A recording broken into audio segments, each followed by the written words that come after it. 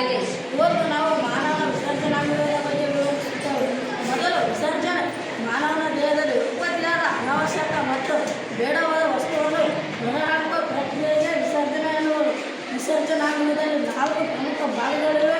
ಅವುಗಳೆಂದರೆ ಮೂತ್ರಪಿಂಡಗಳು, ಮೂತ್ರನಾಳಗಳು, ಮೂತ್ರಕೋಶ, ಮೂತ್ರದ್ವಾರ.